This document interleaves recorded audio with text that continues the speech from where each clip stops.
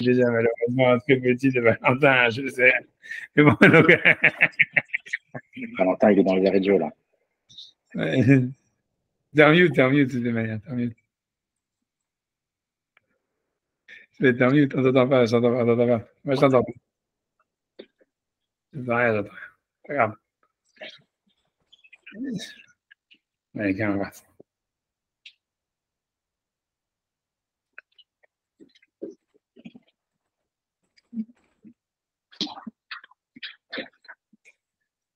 Attention.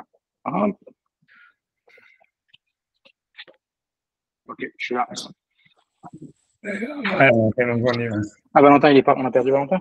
Valentin est parti vers Alice, entre-temps. Je sais pas où il est parti. Je sais pas si c'est toi pour commencer ou pas. Excusez-nous de vous faire attendre. Non, mais c'est vrai, c'est vrai. Wow, Et je, t'as quand même chaque numéro. et jeudi, on fait à quelle heure? Mais rien qu'il faut que ça soit assez soufflé. À quelle heure on avait dit jeudi? On avait dit à quelle heure? Jeudi, c'est dans le calendrier déjà. Alors, de jeudi, c'est euh, jeudi, c'est à midi. Ok, d'accord. Ouais, comme ça, moi, je m'en rappelle. J'essaie de me rappeler. Ok. Ah, Mais je vous ai envoyé une invitation. d'accord, mais moi, les invitations, je Ouais, sais pas il a. comment ça va. Ah, c'est bon, c'est bon. Ouais. En tout cas, voilà, on y va, on peut Moi, commencer. je sais On pas y si va? on va dormir cette nuit. On va c'est évident et donc voilà, pour ça que Ok, Quoi, on d'accord. m'entendait pas. Non, non, ça Est-ce que a cette l'air nuit? d'être dans les prochaines heures, jours, donc je sais pas. Bon, Koltov, Oh là là là ça là, va bien. waouh. Non, là, Ouais, C'est pour ça que je suis un peu timé sur voilà. le chat. Ok, voilà, on commence. Les scouts pour une Dakala. Allez, Herzog. Voilà. Amen, amen, amen. Donc, c'est moi dans Servicor, j'ai l'impression. Servicor. L'enregistrement il est parti. Vous voyez l'enregistrement, vous?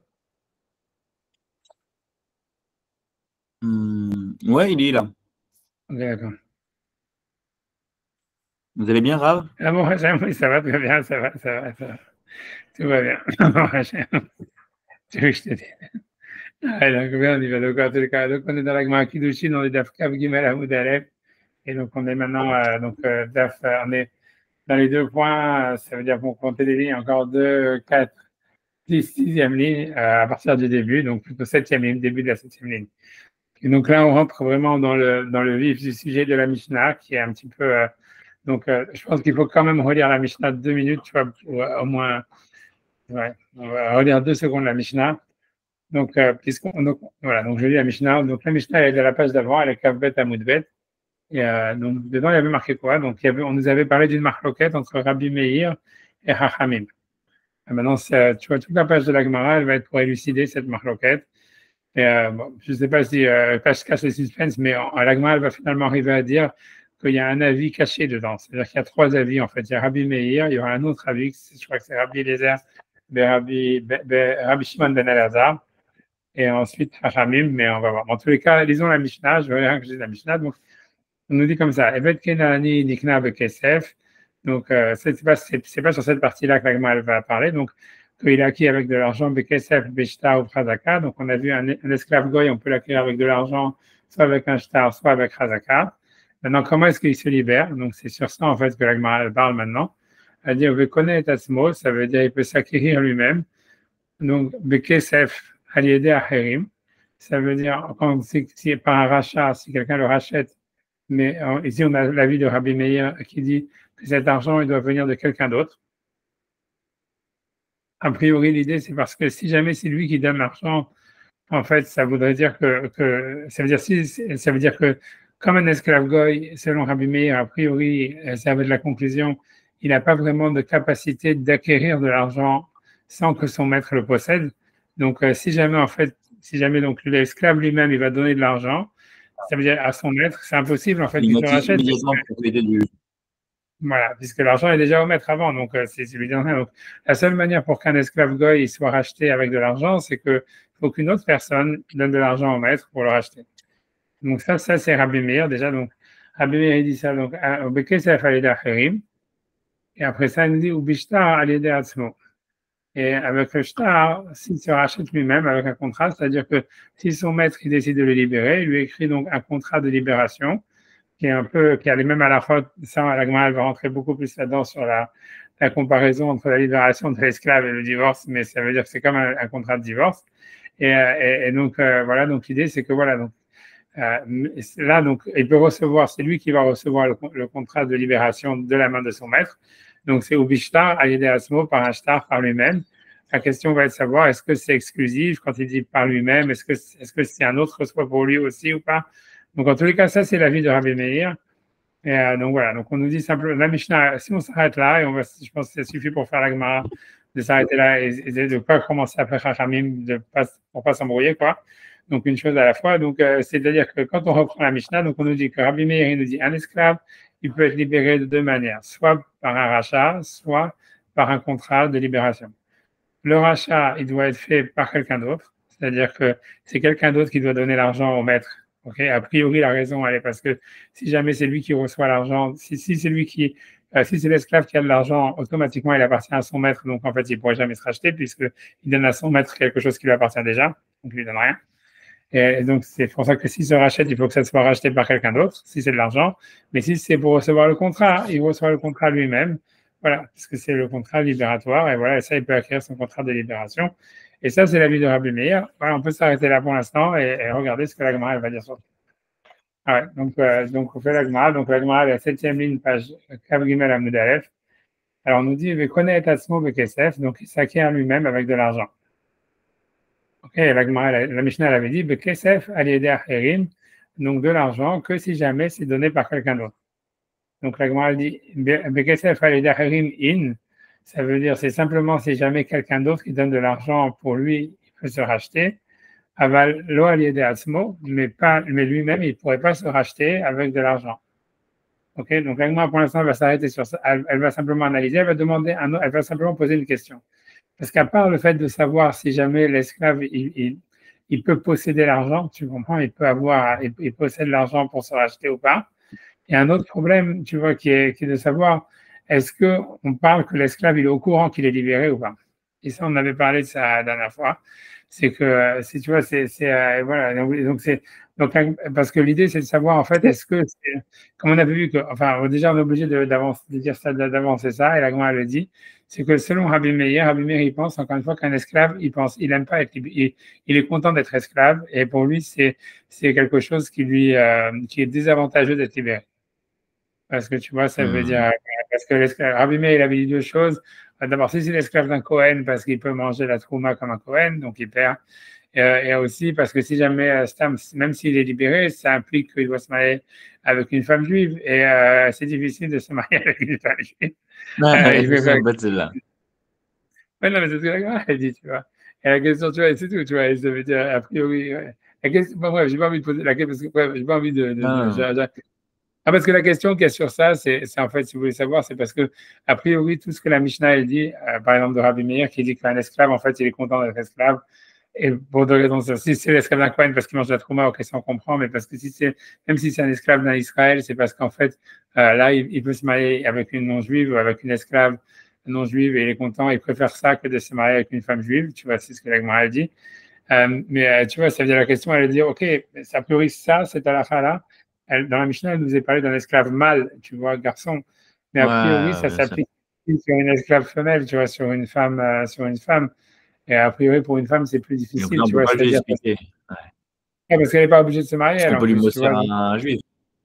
Ouais, c'est ça. En plus des impôts, lui donner un juif, exactement, etc. Donc, puisqu'une esclave non juive, on peut lui donner un esclave juif, tu vois.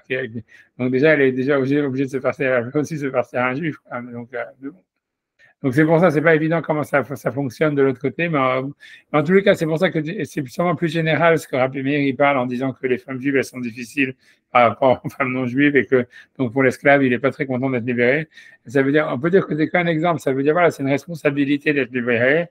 Tu vois, c'est difficile tu vois voilà, ça là jusqu'à maintenant il est complètement. Ça veut dire, voilà, il est dépendant de son maître, mais son maître, il prend toutes ses décisions pour lui. Tu vois, il choisit avec qui il se marie, avec qui, qu'est-ce qu'il fait, qu'est-ce qu'il fait comme travail, qu'est-ce qu'il va faire comme étude. Si tu veux, il est complètement comme un objet. Donc, en fait, si tu veux, ça peut être vu comme quelque chose de, tu vois, ça veut dire de négatif, mais en fait, c'est quelque chose, tu vois, Rabbi Meir, il pense que non, l'esclave, il est content comme ça, tu vois. Je voulais faire, tu vois, un lien avec la Nouvelle-Calédonie, mais bon. Mais tu vois, il faut venir la Nouvelle-Calédonie parce que ça a enlevé les médias, de arrêter de parler sur Israël, et vraiment, je pense que toi, t'as un Est, tu vois. Ah, ça y est, ça revient avec le président. Quel Le président? président iranien, vous avez pas vu? Qu'est-ce qu'il a Non. fait? Ils ont assassiné le président iranien. C'est pas De vrai. quoi? De quoi tu parles? Ah ouais. Le président, bah, on ne sait pas qui. Le président iranien, est certainement, on a pas de confirmation, mais il a été dans un hélicoptère avec le ministre des Affaires étrangères dans un crash. Mais c'est sûr qu'il y a de grandes chances que ce soit Israël derrière. Bon, Vous les avez bien vu? gars, non, Ils ont c'est demandé de pas crédit là. pour le. Ils ont Heureusement demandé qu'on fait cette arboda pour rapidement les nouvelles. mais là, moi, c'est. Comment il s'appelle? Excusez-moi, Rouhani, c'est ça? j'ai. Non, Ah, ici. Ah ouais, ouais. What? 14h20, il y a 6 minutes. C'est pour Ah, ça que je vais dire ils ont annoncé qu'il est mort officiellement là? Non, non. President's life at risk after helicopter crash. Ils veulent pas dire Rescue qu'il est mort. operations ongoing. Ouais. D'accord, on vient d'étudier. Ah ouais, ok, voilà. J'aurais pas dit, mais la Nouvelle-Calédonie, c'est moi qui ai commencé. En tout cas, ce que Ouais, je voulais c'est dire, déjà tout dit. ce que je voulais dire, moi, c'est qu'en tout cas, Rabbi Meir, a priori, c'est possible que son. J'espère que vous m'entendez bien et tout ça. J'espère que la connexion elle est bien et tout ça. Bien, Moi, bien, je sais bien. pas. Ok, super. Ok. D'accord. Donc ça veut dire, a priori le comment dire, donc, en tout cas, bref, en tout cas, a priori, l'idée, c'est que Rabbi Meir, il pense, c'est pour ça que je pense que l'idée de la femme, c'est un exemple, tu vois, la preuve que ça marche même pour la femme, tu vois, si c'est un esclave féminine. Donc, l'idée générale de Rabbi Meir qui pense qu'être esclave, c'est une condition enviable pour l'esclave, c'est comme il est habitué à ça, comme il aime, tu vois, ça veut dire d'un côté, il y a des avantages dans l'esclavage, quoi. Voilà, que, voilà, il n'a pas de responsabilité. Et donc, pour lui, Rabbi Meir, il pense que pour un esclave, si jamais il n'a pas fait la demande expressément, hein, c'est pas, voilà, c'est considéré comme, il n'est pas content, quoi. Donc voilà. Donc ça veut dire que l'idée, c'est que tout ça, pourquoi? C'est parce que c'est ça ce que l'agma veut dire, c'est que si on dit qu'un esclave normalement, il n'a pas envie d'être, on peut pas assumer qu'il a envie d'être libéré. Ça veut dire, donc ici, on rentre dans une nouvelle histoire, c'est à savoir, est-ce que l'esclave, quand quelqu'un vient le libérer, c'est-à-dire, disons, quelqu'un le rachète en disant, voilà, il donne à son maître une somme d'argent pour le racheter. Alors, Rabbi Meir, il dit dans la Mishnah, ça marche, tu vois, Bekesef, les Acherim, ça marche. Mais l'Agma, ici, elle se demande, est-ce que ça veut dire que l'esclave, il est au courant ou bien il n'est pas au courant? C'est une autre question. Ça veut dire, parce qu'elle elle veut rentrer dans cette histoire-là de savoir, ça veut dire, si l'esclave il est au courant, ça veut dire, ok, l'esclave il a demandé explicitement au type de le racheter ou il a dit d'accord, donc ok, il est libéré, c'est compréhensible. Mais l'agma veut dire que selon Rabbi Meir, quand Rabbi Meir dit dans la Mishnah, Bekesef aleda herim, ça veut dire Bekesef aleda herim avec de l'argent qui a été donné par quelqu'un d'autre, mais avec le consentement explicite de l'esclave. C'est ça ce qu'il veut dire. Parce que la Mishnah, elle veut rentrer là, elle veut dire ça, parce qu'elle veut dire que sinon, Rabbi Meir, lui, pense que si jamais, parce que quelqu'un, il rachète, il va donner de l'argent à un maître pour acheter, pour libérer l'esclave non juif, lui, il préférerait rester esclave.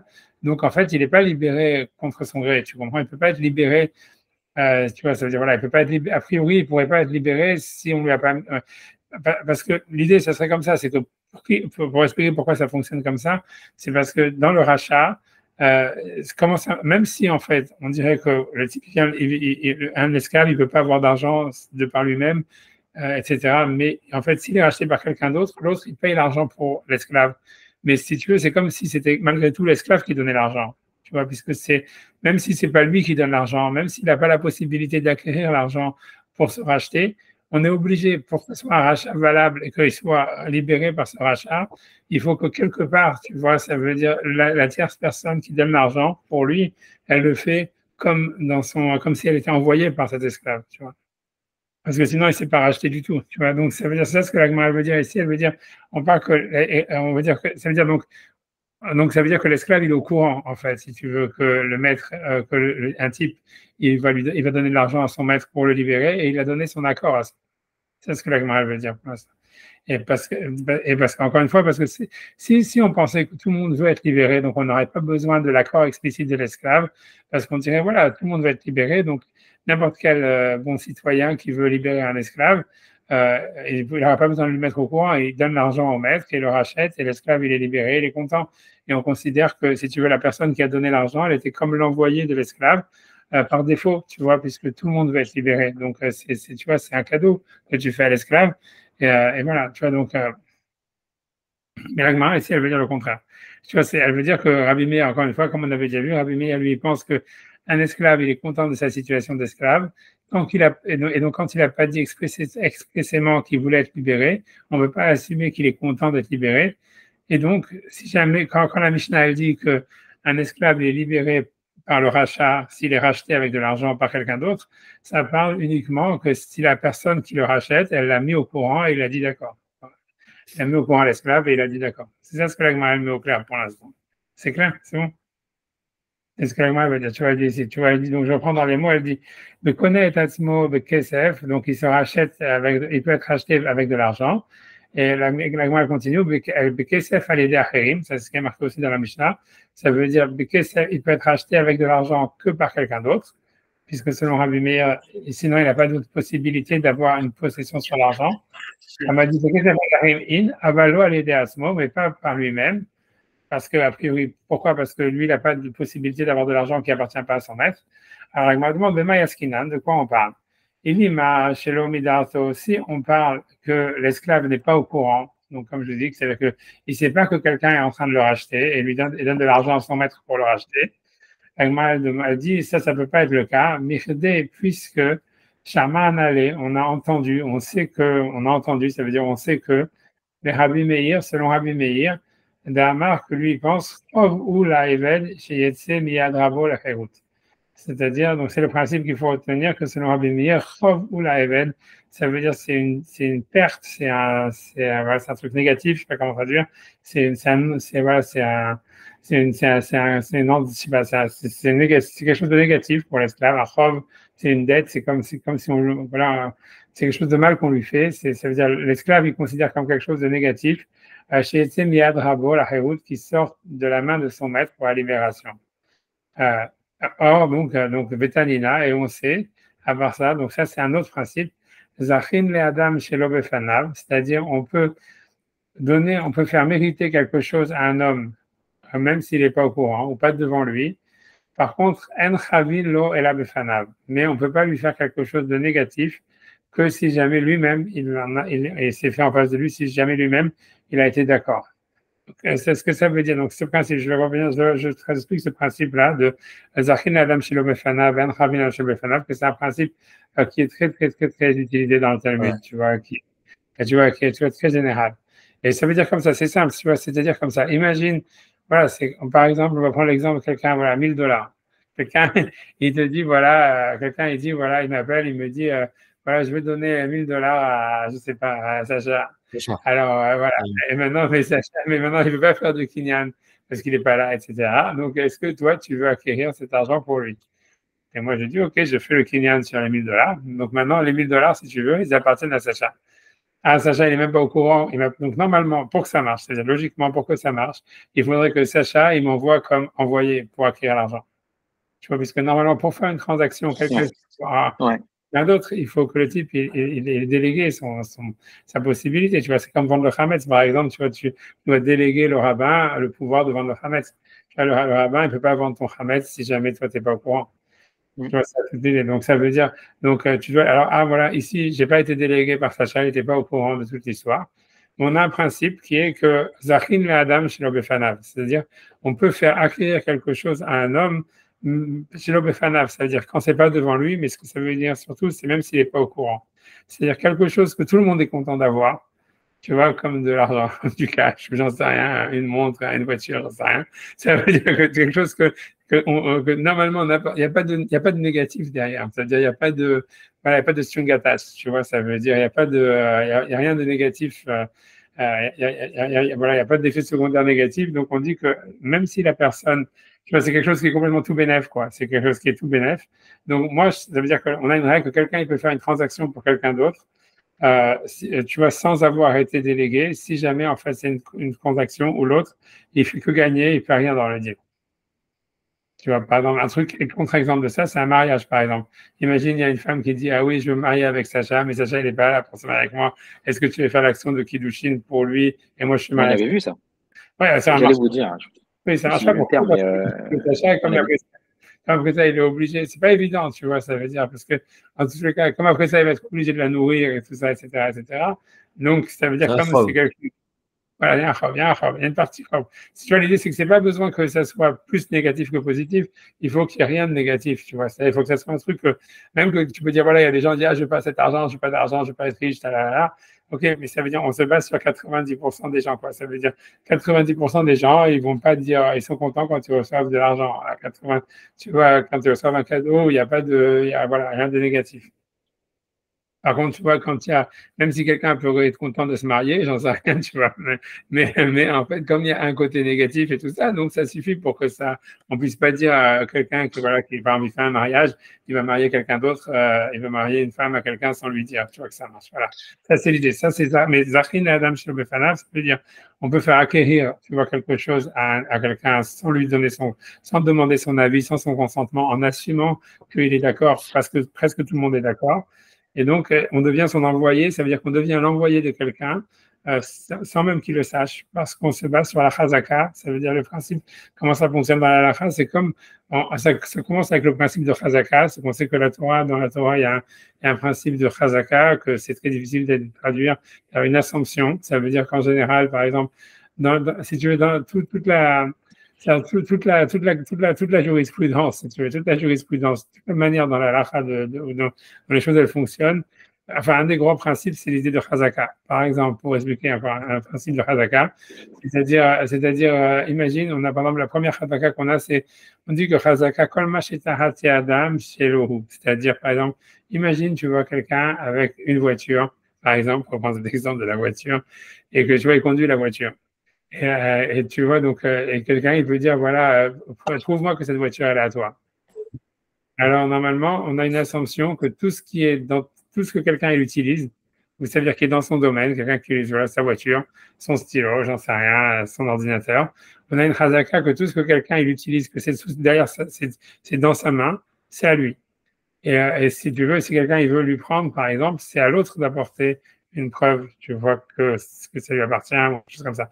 Mais ça parle d'une assumption, parce qu'en fait, on n'a pas de preuve, tu vois, par exemple, que je sais pas, je sais pas, ton ordinateur, ou j'en sais rien, tu vois, il n'a pas été volé, ou quoi que ce soit. C'est une chazaka, ça veut dire on assume, ça veut dire que, et ça, c'est le principe de chazaka, on l'apprend sur plein de choses, tu vois, c'est utilisé même dans les lois de Nida, c'est utilisé dans tout, quoi, vraiment dans tout. Ça veut dire même dans la cache-route, ça veut dire que, par exemple, ça veut dire que comment est-ce que si quelqu'un te dit, normalement d'après la si quelqu'un te dit c'est cachère, tu peux manger. Et tu peux dire, d'où tu sais que c'est cachère, tu vois, ça veut dire d'où ce que c'est que toi, t'es cachère. Tu comprends pour témoigner que c'est cachère. Tu vois, donc, on dit dans le Chazaka que l'Israël reste cache-route. C'est un autre principe qu'on a. Ça veut dire que tant qu'on n'a pas une preuve que quelqu'un il est un menteur, on assume que chaque juif, il dit la vérité. Une fois qu'il a assumé, on a prouvé, c'est prouvé le contraire, mais normalement, on ne soupçonne pas, sauf s'il a un intérêt à mentir. Mais dans une chose où il n'a pas d'intérêt à mentir, comme à savoir est-ce que ça c'est cachère ou ça c'est pas cachère, ou est-ce que tu vois, ça veut dire un truc où il n'a aucun intérêt. Tu vas te donner une information, tu vois, où il n'y a pas de, tu vois, il n'y a pas d'intérêt à mentir de son côté. Donc on dit qu'il est cru. Et ça, c'est encore une chazaka, c'est une assumption. Peut-être qu'il ment, on ne sait pas, mais c'est une assumption. Et si tu veux, toute la Torah, ça fonctionne comme ça. Et donc, pour revenir à ça, c'est pour ça. Donc, maintenant, pourquoi j'ai besoin d'arriver à ça? Pour expliquer comment ça fonctionne, le principe des archines, la dame chez l'obefanav. C'est-à-dire, donc, on peut acquérir quelque chose pour quelqu'un, même s'il ne nous a pas envoyé. C'est à cause de ce principe d'assumption qu'on assume que n'importe qui, si par exemple, on va reprendre l'exemple des $1000, n'importe qui, il aurait dit, oui, je t'envoie mon envoyé pour acquérir les $1000 pour moi. Tu vois, donc, en fait, même par assumption, je deviens l'envoyé de Sacha pour acquérir les $1000. Même s'il n'est même pas au courant, même s'il ne sait rien, etc. Parce qu'on utilise le principe de Chazaka. Tu vois, c'est ça l'idée.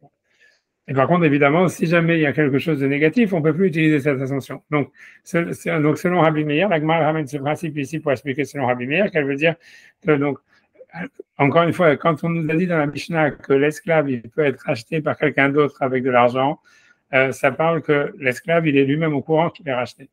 Parce que s'il n'était pas au courant, comme Rabbi Meir, lui, pense que c'est quelque chose de négatif, ça peut être quelque chose de négatif pour un esclave d'être libéré, ça veut dire qu'il est content de son statut d'esclave. Donc, automatiquement, on est obligé de dire que l'esclave, encore comme je vous ai dit, c'est vrai qu'il est racheté par quelqu'un d'autre avec l'argent de quelqu'un d'autre, mais que l'esclave, en tous les cas, a été mis au courant de ça et qu'il a donné son accord à la personne de le racheter. C'est bon? Ouais. Tu viens de regarder les news.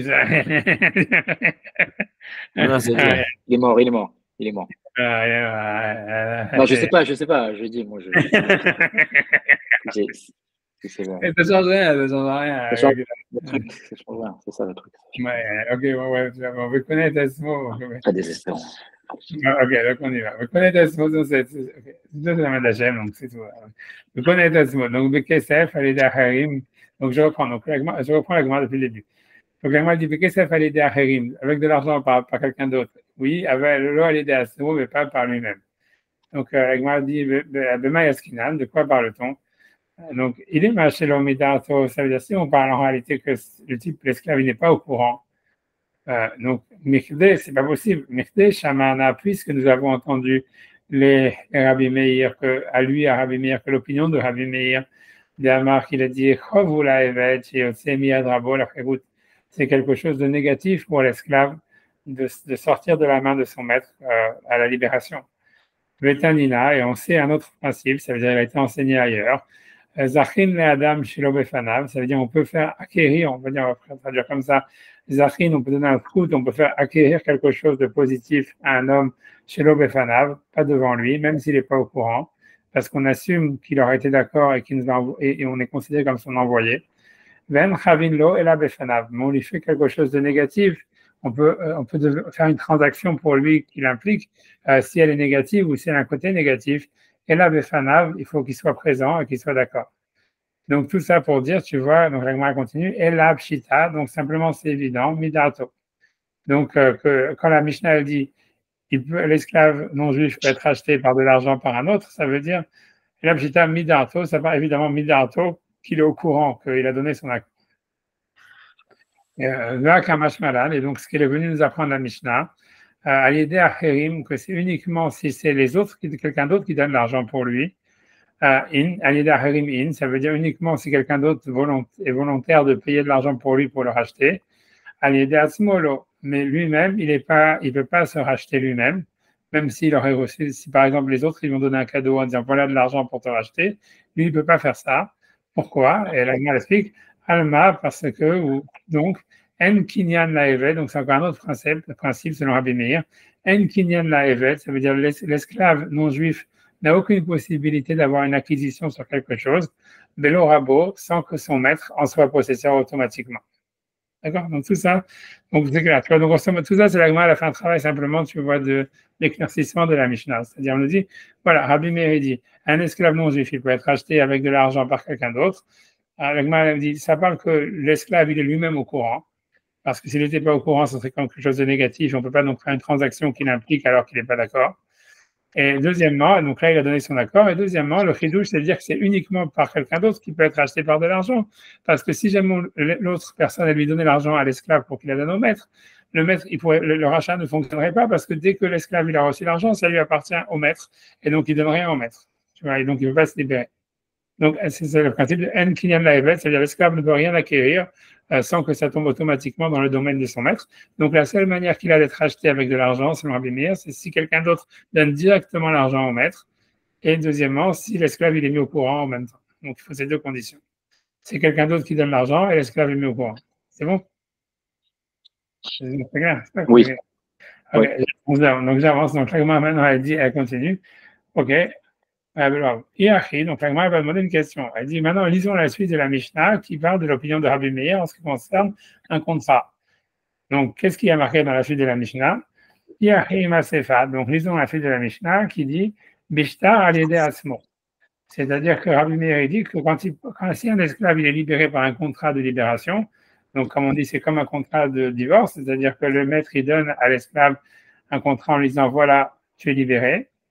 Donc on dit il est libéré que si jamais à l'idée à ce moment on a l'impression que ça veut dire uniquement si c'est l'esclave qui reçoit le contrat de libération, mais pas si le maître il le donnerait à quelqu'un d'autre pour l'acquérir pour l'autre, tu vois, c'est-à-dire grosso modo, ça veut dire le cas parallèle, ça serait comme ça. C'est imaginons encore une fois, l'esclave il est là avec son maître et maintenant le maître il veut le libérer. Ok, donc Rabbi Meir il te dit s'il veut le libérer avec un contrat, il peut donner le contrat à l'esclave lui-même. Et ça veut dire alors. Ça veut dire comment ça. Ok, je vais simplement. Ça veut dire comment ça fonctionne. Et donc déjà ça c'est un peu problématique parce que tu pourrais dire si un esclave il peut rien acquérir sans son maître. Donc, ça veut dire que dès qu'il reçoit le contrat de divorce, tu vois, le contrat de libération, c'est comme si, en fait, il ne va rien donner puisque c'est retourné, tu vois, chez le maître. Donc, c'est comme si jamais c'est impossible de lui donner quelque chose, tu vois, puisque même si, tu vois. Donc, ça, c'est déjà un problème. Ah, mais c'est le maître qui lui donne, donc c'est une renonciation de. Ouais, mais ça ne change pas. Comment qui te dit qu'il peut faire ça, tu vois, qui dit que c'est possible, tu vois, puisque ça part comme ça. Ça marche pas, tu vois. C'est-à-dire, la Mishnah, dans le début, elle avait dit l'argent, la seule manière où il peut se racheter, c'est si quelqu'un d'autre, il donne directement l'argent à son maître. Ouais. Il n'a pas donné cette option de dire, imagine que le maître, il dit, je renonce le droit que j'ai sur l'argent de mon esclave et qu'il me le donne, tu vois. Ça, tu vois, normalement, ça marche pas, la renonciation. Selon Rabbi Meir, c'est un truc, tu vois, qui a l'air d'être automatique ou que tu peux rien faire contre. Donc, c'est déjà un problème. Mais tu vois, c'est pour ça, la Gemara, elle va dire qu'on va devoir arriver à un nouveau principe qui va être que, encore une fois, tout ça, c'est des principes que la Gemara va beaucoup jouer avec par la suite. C'est que ça s'appelle que Gito Veyado Baem Kiechad. C'est-à-dire que le cas du contrat libératoire, ça serait différent parce que, en fait, ça veut dire que dès qu'il reçoit le contrat dans sa main, tu comprends, il est libéré. Donc, en fait, c'est pour ça que le maître, il l'acquiert pas, tu vois, de retour. Tu vois, c'est comme, tu vois, c'est parce qu'en fait, ça dépend, en fait, comment c'est une question de temporaliser, tu vois, de temporalité. Tu peux dire, l'idée, tu vois, ça veut dire, bon, je suis en train de tricher un peu sur ce que l'agma, elle va dire, mais si tu veux, l'agma, elle va dire qu'il y a une différence entre je dis là, tu vois, je dis alors, entre l'argent, le fait d'être acheté par l'argent et le fait d'être acheté par un contrat. Parce qu'en fait, si tu veux, dans l'idée de l'argent, ce qui fait que si tu veux, à quel moment l'esclave il est libéré, c'est quand le maître il reçoit l'argent.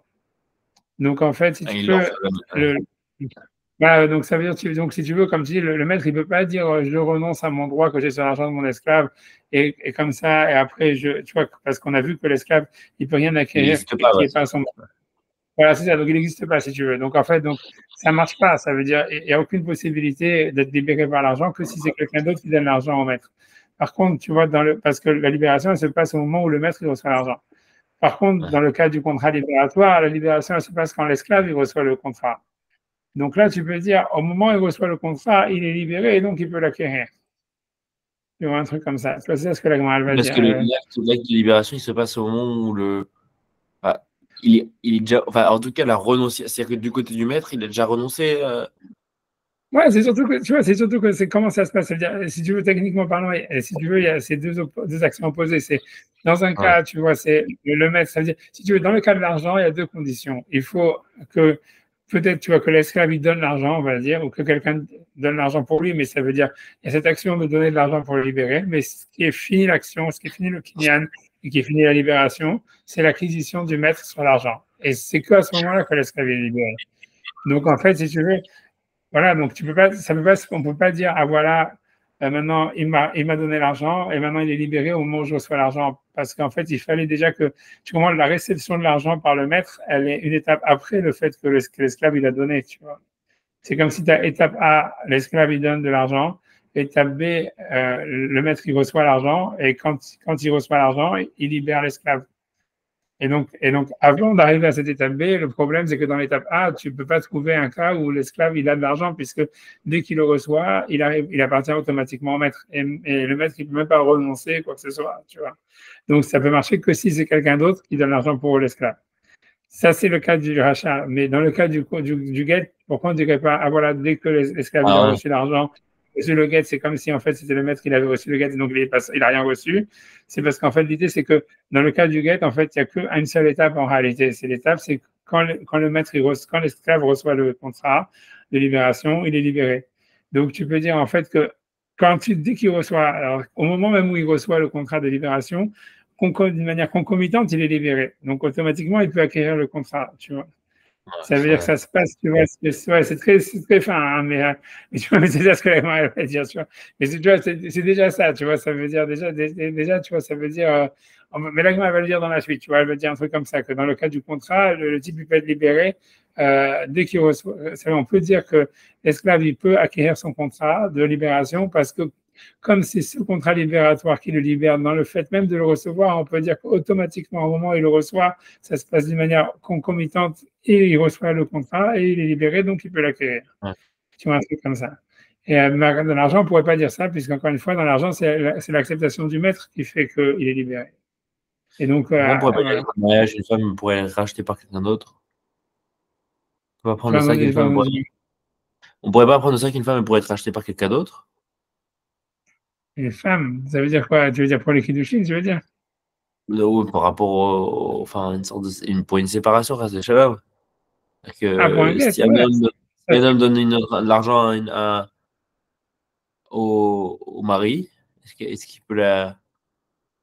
Non, ça veut dire une femme. Non, une femme, c'est pas un esclave, mais ça veut dire, si tu parles d'un Ouais, guet, ça veut dire si on peut recevoir le guet, pour une femme, ça veut dire sans qu'elle ait au consentement, sans son consentement, ça dépend, tu vois. C'est-à-dire que ça veut dire l'idée, c'est comme ça. C'est dans le cas d'un guet, ça peut marcher. Ça veut dire à que normalement, certainement pas. C'est-à-dire dans le cas normal, le cas d'une femme qui est mariée tranquillement, etc., machin, voilà. Et voilà, elle est au courant de rien et son mari veut le divorcer. Et que tu vois, qu'il ne veut pas lui donner le guet à elle, tu vois, alors il donne le guet à quelqu'un d'autre en disant voilà, je donne le guet et toi tu acquiers le guet pour ma femme, elle est divorcée. Ça, c'est sûr que ça ne marche pas parce qu'en fait, c'est clair que tu vois que la femme, c'est clairement, elle n'est pas contente de divorcer, tu vois. Ça veut dire que tu vois, elle perd plein en se divorçant, parce que le mari est obligé de la nourrir, son halakha, etc., etc. Donc, on ne peut pas considérer ça que c'est comme la libération d'un esclave, tu vois ce que je veux dire. Ça veut dire même si tu dis que tu vois, ça veut dire, c'est le problème déjà, il faut qu'elle soit, maintenant, c'est l'idée, c'est que si jamais, par contre, si jamais elle a mis l'autre au courant, une femme, parle de cas d'une femme, par exemple, qui veut divorcer et que le mari, jusqu'à maintenant, il ne veut pas donner le guet. Et donc là, on pourrait dire, là oui, ça marche. C'est-à-dire que si jamais on sait qu'une femme elle veut divorcer et que quelqu'un, tu vois, il n'arrête pas d'emmerder le monde et tout, ça veut dire, ils viennent l'embêter jusqu'à ce qu'il dit que bon, ok, je te donne le guet pour ma femme, tu vois, je te donne le guet et une tierce personne elle acquiert le guet pour la femme, ça marche. Tu vois, si on sait que la femme elle veut divorcer, ça marche. Tu vois ce que je veux dire? Mais de toute façon, c'est la question, elle ne se posait pas. Dans le guet, la femme, elle peut acquérir des choses sans que son mari, ça appartienne à son mari, tu vois. La femme, elle n'a pas le statut que tout ce qu'elle acquiert, ça appartient à son mari. Tu vois, ça veut dire, si elle travaille, c'est normalement le travail qu'elle fait, ça appartient à son mari, etc. Mais c'est pas au point comme un esclave non juif. Tu vois, même un esclave juif, tu vois, on a déjà vu un esclave juif, lui, il peut acquérir des choses qui ne sont pas à son maître. Tout ce qu'on nous dit ici sur que le maître, il peut, que Rabbi Meir, il dit que l'esclave, il ne peut pas avoir d'acquisition sans son maître, c'est que sur un esclave non juif. Un esclave juif, tu vois, c'est plus ou moins, c'est comme, on avait vu, grosso modo, le statut de l'esclave juif, c'est comme un employé, simplement qu'il a un contrat de 6 ans, grosso modo. Et ça veut dire en fait que donc si par exemple tu vois comment dire un esclave juif dans les 6 ans de ce contrat, il a son job de 9 à 5 et grosso modo tu vois l'idée c'est comment un esclave, je sais pas, bon j'explique ça veut dire que un esclave juif c'est comme un employé que tu as un contrat de 6 ans mais que tu l'as payé en avance pour les 6 ans. Donc, si tu veux, voilà, et c'est terminé. Donc, mais en fait, l'esclave juif, ok, tu peux lui donner une esclave non juive aussi pour avoir des relations et pour qu'il ait des enfants avec toi. Mais si tu veux, c'est la seule différence avec un employé normal. C'est-à-dire qu'à part ça, si tu veux, au niveau du travail, si jamais, par exemple, tu vois, lui, il travaille de 9 à 5 et il fait de l'ordinateur ou je sais pas quoi, il fait de la blockchain, j'en sais rien. Si jamais après, ça veut dire à côté, tu vois, à côté, il fait un autre business et qu'il fait de l'argent, le business, l'argent du business, il est à lui, tu vois. Ça veut dire un esclave juif, il peut avoir son petit business à côté. S'il fait les heures de travail et tout ça normal, du standard normal qu'un employé ferait, tout ça, et s'il peut faire son business, il peut faire son truc, tant qu'il ne vole pas les heures de travail normales, tu vois, de son employé. L'esclave juif, à part le côté de la meuf qui peut nous donner l'esclave non juif et tout ça, grosso modo, il a le statut d'un employé qui a été payé en avance et donc si tu veux, il est payé au rabais, quoi, un petit peu, tu vois ce que je veux dire. Mais c'est tout, tu vois, ça veut dire, mais il peut avoir de l'argent à lui, il peut avoir son business à côté, il peut avoir tout ça. Tout ce qu'on nous dit ici dans la Mishnah qu'un esclave, il n'a pas d'acquisition sans son maître, ça va un esclave non juif, tu vois, que lui, il a un statut beaucoup plus, tu vois, beaucoup plus bas, quoi, comme c'est ça ce qui va être décrit dans la suite de la Gemara, où c'est vraiment l'esclavage vraiment, quoi. Tu vois, ça veut dire, et donc voilà, quoi, et donc ça, tu vois, donc voilà, donc donc la femme, évidemment, elle n'a pas le statut d'un esclave non juif. C'est-à-dire, une femme, elle peut aussi avoir son, même si elle est obligée, normalement, tout ce qu'elle travaille, ça appartient au mari, c'est quoi, elle est obligée d'un certain, comment dire, un certain standard de travail. Ça veut dire encore la même chose, c'est si jamais elle doit des heures de travail qu'elle doit fournir à son mari, en échange du fait qu'elle est nourrie, etc. Parce que normalement, le mari, lui, il a un devoir de la nourrir et de la loger, etc. Donc, c'est comme ça que ça fonctionne normalement dans la halakha, mais ça veut dire, si par exemple, tu vois, la femme, elle fait, je sais pas quoi, elle fait un business à côté, à part les heures de travail qu'elle doit fournir, elle fait un business à côté, elle peut faire son business et avoir son argent, tu vois. C'est pas comme tu vois, c'est ça, il n'y a pas de problème. Une femme, elle peut acquérir des choses. Si une femme, elle trouve un objet par terre, elle trouve, elle joue au loto, elle gagne au loto, l'argent, si elle gagne au loto, c'est à elle. Donc, on a la loi Goy. Dans la juif, dans la Goy, c'est pas comme ça, mais dans la juif, c'est comme ça. Parce que tu vois, si tu veux, même si on dit que tout ce que la femme elle a, ça appartient à son mari, en fait, ça a l'exclusion de plein de trucs, tu vois. Par exemple, tu vois, c'est l'exclusion des choses qu'elle a pas travaillé. Tu vois, si jamais elle a un héritage, par exemple, si jamais elle gagne au loto, tout ça, en fait, le mari, il a des droits dessus. Ça veut dire, il a des droits, ça veut dire, il peut, ça veut dire, parce que le mari, il a un droit d'usufruit dessus. Donc, ça veut dire, il peut l'obliger, ça veut dire, si par exemple une femme elle gagne au loto, ce que le mari il peut faire, il peut l'obliger à acheter avec ça des appartements ou quelque chose qui ramène des intérêts et lui prendre des intérêts. Mais c'est tout. Le capital, il reste à elle. Voilà. Même chose, tu vois. Donc voilà, bref, tu vois. Mais tout ça, bon, c'est compliqué. C'est pas le sujet du tout, tu vois. Mais ça veut dire, c'est pour ça que dans le guet, ça se pose pas le problème. Tu vois, dans le guet, il n'y a pas le problème de comment tu peux recevoir un guet puisque tout ce que son mari reçoit, c'est à elle. Tu vois, tout ce qu'elle a, c'est à son mari. C'est vrai que d'une certaine manière, il y a un principe comme ça dans la Torah, c'est très patriarcal, que en fait, tout appartient au mari, c'est vrai. Mais c'est pas, tu vois, c'est pas au point qu'elle peut pas acquérir, je sais pas, tu vois, ça veut dire, comme je dis, elle peut pas, elle peut rien avoir à elle, tu vois, c'est pas à ce point-là du tout, tu vois. Bref, tu vois, mais bon, donc je sais, bon, bref. Tu vois, le droit, si le mari il a un droit sur tout ce que la femme elle a, plus ou moins, mais elle a une capacité d'acquérir des choses qui sont à elle, quoi. Voilà. Par contre, comme un esclave juif aussi, mais un esclave goy, lui, il est considéré comme il n'a pas de possibilité d'acquérir quoi que ce soit.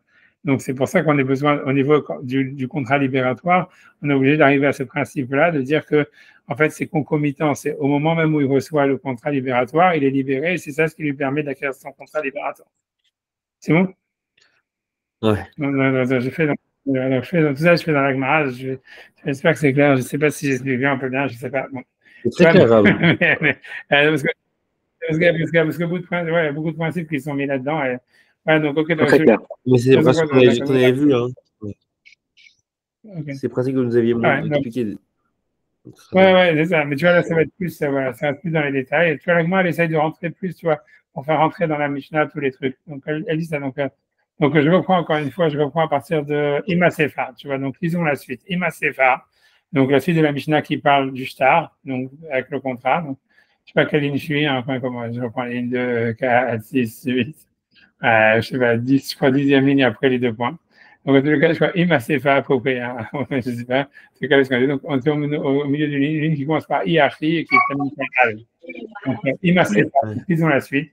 Bishtar al-yedé atzmo, ça veut dire donc il peut s'acquérir avec un shtar par lui-même. Donc, la dit al-yedé atzmo in, ça veut dire d'abord, le problème c'est par lui-même uniquement, al-yedé acherim lo, mais pas par un autre. Ça veut dire, elle pose une autre question. Elle dit voilà, du fait que la Rabbi Meir a utilisé cette terminologie, on a l'impression que ça veut dire que si quelqu'un d'autre maintenant, il veut, imagine l'esclave, il veut être libéré, mais il n'est pas là pour recevoir son contrat de libération, et quelqu'un d'autre vient le prendre pour lui. Il semblerait de la Mishnah que ça marche pas.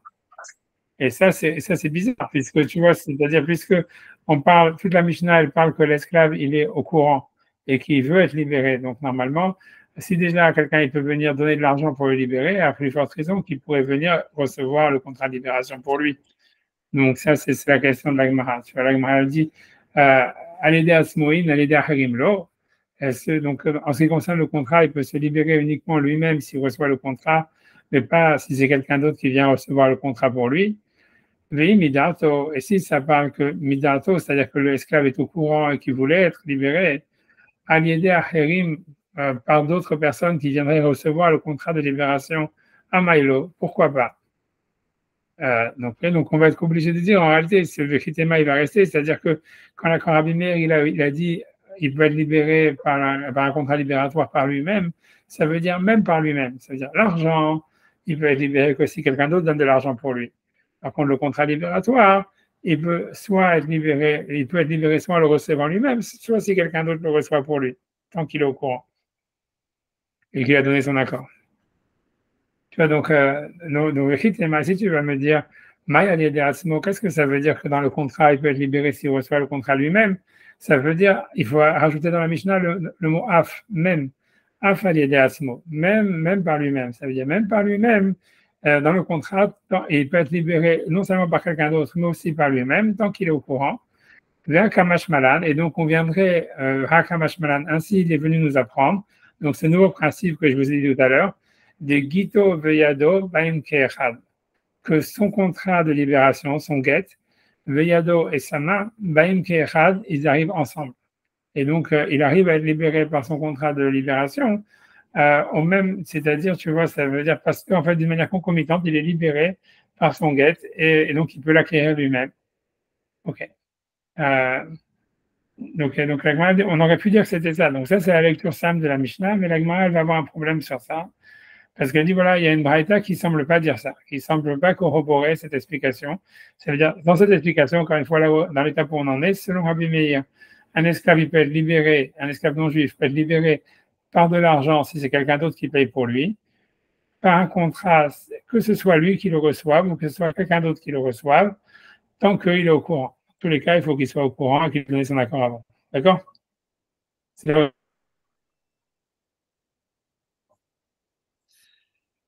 Elle dit voilà, le contrat de libération, il peut être libéré s'il le reçoit lui-même, mais pas par si quelqu'un d'autre le reçoit pour lui. Livré Rabbi Meir. Donc, c'est le parole de Rabbi Meir. Donc, on voit que, donc, ce qu'il dit, c'est dire que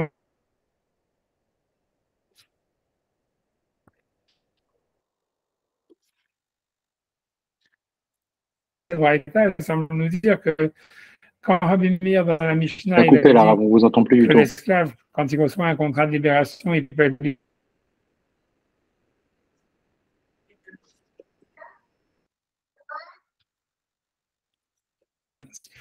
on vous entend plus, Rav.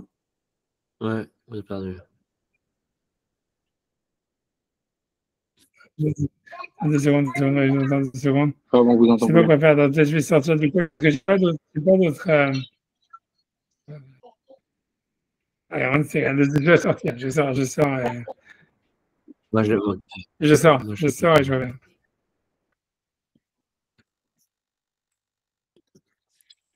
Ah, Sacha? Ouais, je suis en train de regarder là. C'est un délire, hein? C'est ouf. Ah, si c'est les US, c'est la guerre. C'est l'événement diplomatique le plus fou. Ouais. Ça marche maintenant? On vous entend? Ah, l'enregistrement est toujours parti. Ok, parti. Voilà, c'est bon, ok, désolé. Ah, voilà, j'ai dit que j'ai parce qu'en fait, c'est mon internet qui a sauté et tout ça, parce que c'est les vacances maintenant. Et l'internet, il joue au game à mort. Et après ça, donc ça a fait sauter tout le truc. On va couper notre vidéo. Sur le NES, quoi. J'ai pas réussi. On va couper notre vidéo. Oh, non, c'est bon. Jusqu'à maintenant, si vous allez jusqu'à maintenant, c'est bon. Rien que dites-moi quand ça ne marche pas. J'espère que ça va tenir. Sinon, il faut aller sur les toits. Ça va tenir. Ok, moi j'allais devoir. Si en plus j'occupe la chambre, je vais devoir. Ok. Bon, ok. Désolé. Alors, laisse-moi essayer comment d'arriver à voir. Tu vois, j'essaie de donc, on peut s'arrêter là. En fait, on peut s'arrêter là, puisqu'on a posé les réponses. Donc, pour l'instant, on a une question. C'est-à-dire, tu vois, ça veut dire, donc, on peut s'arrêter là. Je n'ai pas envie d'arrêter au milieu. Ça veut dire, voilà, donc, grosso modo, je conclue là où on en est. Là où est-ce qu'on est arrivé dans l'interprétation de la Gemara, si on parle que sur l'opinion de Rabbi Meir pour l'instant, donc selon Rabbi Meir, un esclave, il peut se libérer que si d'abord il est au courant qu'il est libéré. Il faut qu'il donne son accord, sinon ça serait considéré comme quelque chose de négatif, tu vois, comme on a vu à cause de la femme juive, peu importe, à cause qu'il est content d'être esclave, grosso modo, quelle que soit la raison, premièrement.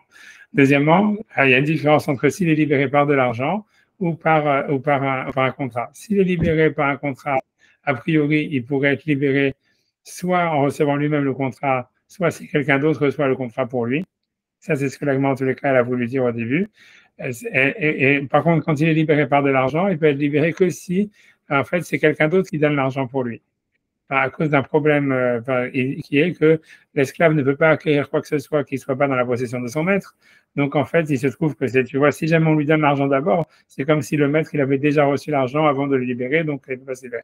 Donc, ça, c'est ce qu'on a vu maintenant. Et sur ça, pour l'instant, là où est-ce qu'on en est, Agma, elle challenge ça avec une braïta. Il y a une braïta qui semble dire que selon Rabbi Meir, même quand il y a marqué dans la Mishnah qu'il quand il reçoit le contrat libératoire, il peut être libéré que par lui-même, ça veut dire vraiment que par lui-même, mais à l'exclusion de quelqu'un d'autre.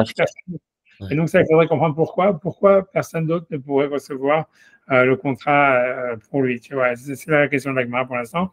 On va avoir deux réponses, tu vois. L'agma, elle va rester, tu vois, ce qu'on a dit avant, ça va rester la conclusion. C'est pour ça que j'ai pas arrêté de le répéter, parce que la conclusion, ça va être toujours, comme on a dit, qu'en réalité, un autre pourrait recevoir aussi le contrat libératoire pour lui, mais ça, on va voir après. Mais en tous les cas, l'idée, c'est, pour l'instant, c'est challengé par une braïta, et puis voilà, on s'arrête, tu vois. Ça veut dire, c'est bon, c'est clair? Très clair. Moi, j'arrête là, comme ça on peut regarder les nouvelles et voir qu'est-ce qui s'est passé avec le président iranien. Merci, Rav. La troisième guerre. Voilà, ouais, non, si c'est les US, c'est la troisième guerre mondiale. J'arrête en tous les cas. Moi, c'est la météo. Quoi, la météo? Apparemment, c'est la météo. Il y avait beaucoup de nuages. Genre. Beaucoup de nuages.